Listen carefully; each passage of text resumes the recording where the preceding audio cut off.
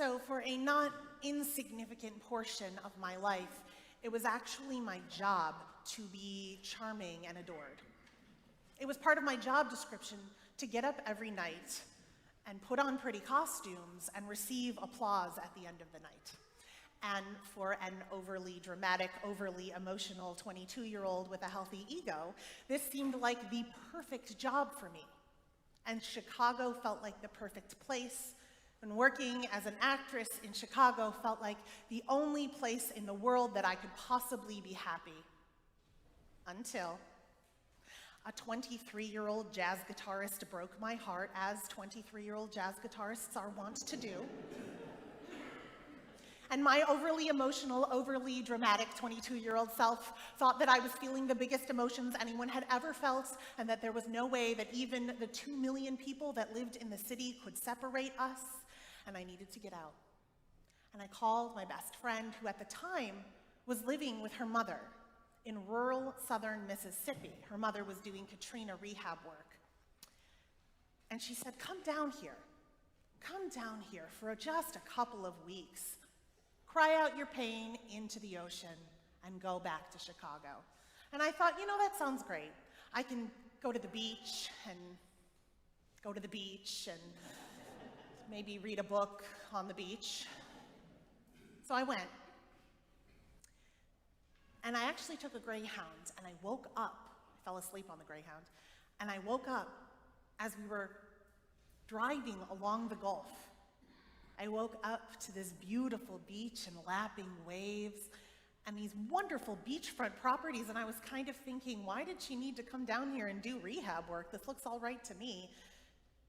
And then we turned off of the street where people who could afford beachfront property lived. And there were these houses that had tarps for roofs and no running water. Turned out we were actually staying at a volunteer center, and when I got there, there was someone I knew from Michigan. It was my friend Adam, who had given up his construction company in Michigan 2 years prior when the storm hit and went down to do full-time rehab work. And Adam came up to me a bit frazzled and said, oh my goodness, okay, so all of our workers are volunteer labor, and all of our supplies are donated supplies, so we get what we get and who we get when we get it. And this week, I have a bunch of 13-year-old Girl Scouts, and I have a bunch of drywall that is 2 hours away in Alabama, and none of them can drive to go get it, and I can't leave the site. You have a driver's license, would you go? Can you help? And at the time, they were trying to build this house so that this woman who was pregnant would be able to give birth in her own home and not in a FEMA trailer. And I thought, man, I'm not going to be able to enjoy the beach if it's at the expense of pregnant people and Girl Scouts. So I went, and the next day there was something else to do, and the day after that there was something else to do, and pretty soon I woke up every morning and I didn't think about going to the beach. I actually thought about going to a construction site every day when I woke up. And it turned out that was exactly what I needed to do. I never thought I could be happy anywhere that didn't have public transportation and a Democratic voting record. But something about Mississippi sang to my soul.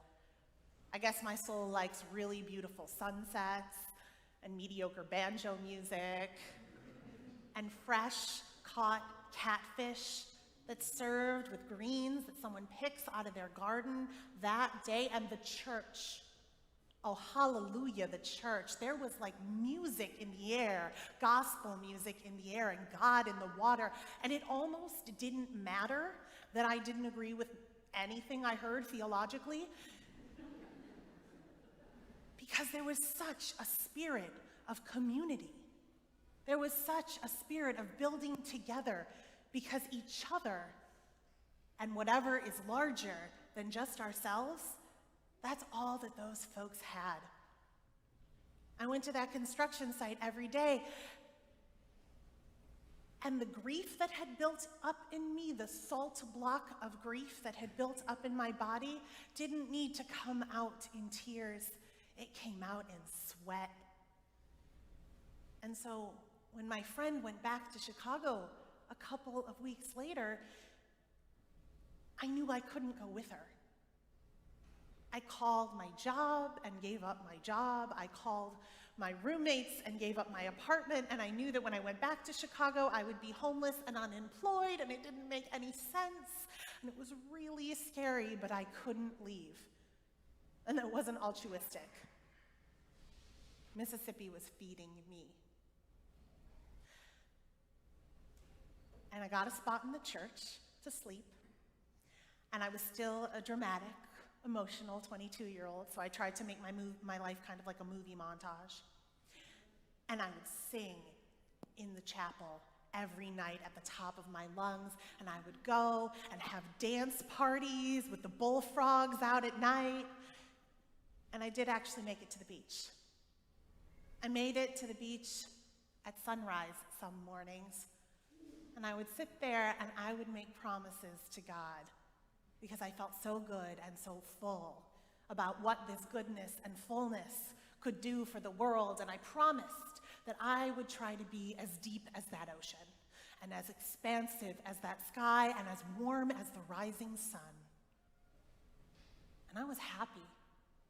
I stayed for 5 months, and I was happy. And then one day I got to the construction site, and Adam was frazzled again. Adam was often frazzled. And he came up to me and he said, "Julie, this week we have AmeriCorps volunteers. And these AmeriCorps volunteers, they can't climb up on things unless they are harnessed into something that is at least 10 feet above their head." And the thing that we were doing that day was putting a roof on the house. And there isn't anything above the roof. And we didn't have any cranes or equipment, so the day before we had come up with these large trusses, the things that go over the roof and come to a triangle point. And what we were going to do is we were going to lift the trusses up off the ground and angle them so that somebody on this side of the house caught it and nailed it in to the house. And Adam said, "Well, once we have one up, then we can harness the AmeriCorps workers into the truss, or onto the truss, but we need one up first." And I was like, "I know you're not looking at me." The least useful thing I could possibly do is try to do something with heights.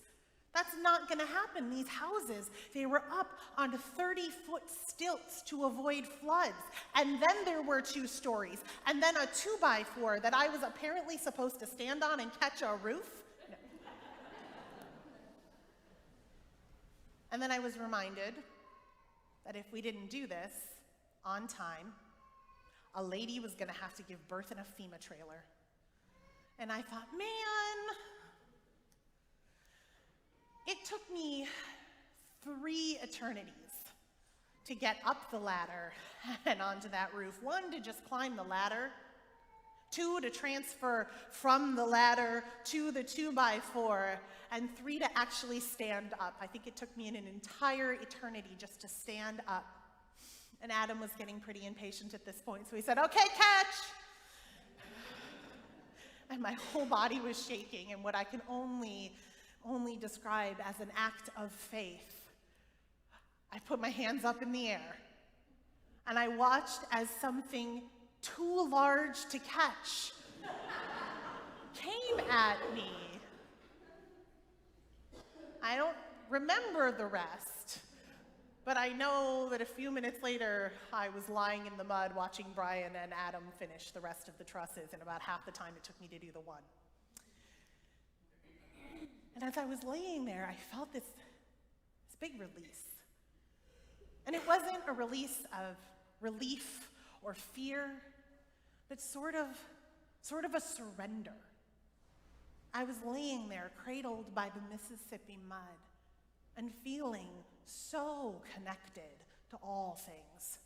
I felt the earth underneath me and the sky beating down on me, and watched a community coming together to help one another, and I knew that I could never be happy in Chicago. I knew that all I wanted to do for the rest of my life was to figure out how to be in this kind of spirit-centered community. But it took me 3 years to go to seminary because I couldn't get over this idea of the word minister. I couldn't get over this idea that there were some people whose voices were ordained by God and others whose voices weren't, and that some of us had better things to say or more things to say than others. I couldn't get over the idea that one day I would be up here and other people would be over there. But I knew that I wanted to create beloved community. So I went to seminary, and again, it didn't make any sense.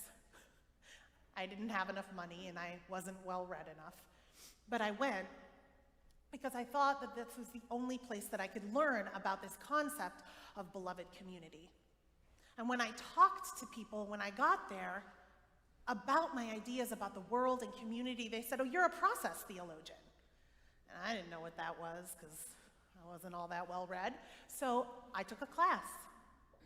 And apparently, there's this guy named Alfred Whitehead who wrote down everything that I think is true. Although rather obtusely. But he said that once something happened.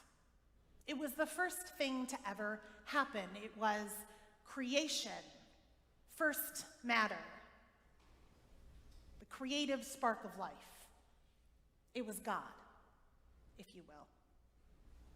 And everything that happened after that was connected directly back into this first thing. And everything that happened after that was informed by the things that happened before. And so what ends up is existence that has a sort of quantum entanglement, where everything is connected to all things, and all things that have ever been, and all things that ever will be. And one of the things that happened along this biological evolution / emotions / ideas, one of the points of occurrence is you. You are one of the things that happened, and everything that has ever been has culminated in your existence. And you will affect everything that will ever be. And that sounds like a lot of pressure. But it also sounds like you have an incredible amount of agency. And see, what I learned about ministry, that it wasn't about my voice and my calling from God. It was about our voices. It was about that web of life, that interdependent web, and that all of us had a place in it, and all of us had a purpose, and all of us have a ministry. I'm going to be your minister for the next year, and you're going to be mine. And I hope that you will continue to minister to each other and to the world, because all that ministry is are those purposeful things that we do to inject more joy and meaning into that web.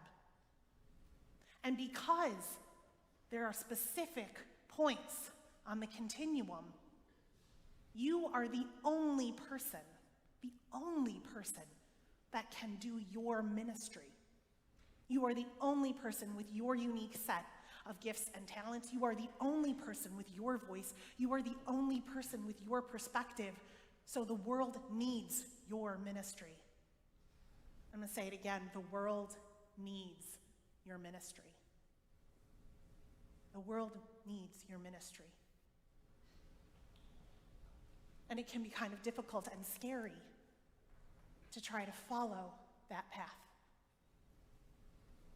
But if you showed up here this morning, I think you must be at least a little bit interested. We're going to spend the next year together. I'm very excited about it. And I want to offer that my ministry is to create beloved community. So if you have questions about your calling, which could be to take care of beautiful children, or crocheting, or maybe you're an office administrator who does a great job and infuses that work with spirit and love where it would normally be mostly about bureaucracy. Whatever your ministry is, if you want to talk about it, or if you need help finding it, you know where I work. And I especially want to put that out there for those of you who maybe have an inkling of what your ministry could be, but it doesn't make any sense financially or logistically to follow it. I want to put out that I would love to have a conversation with you about how to make that possible, because I think one of the most important things that we can do as human beings is to find out what we are deeply called to. And I don't have perfect knowledge about this, but I can tell you the one thing that I've seen work over and over and over again. If you feel the call of the Spirit and you don't know what to do, just put your hands up and get ready to catch something impossibly large. And then surrender. Just surrender.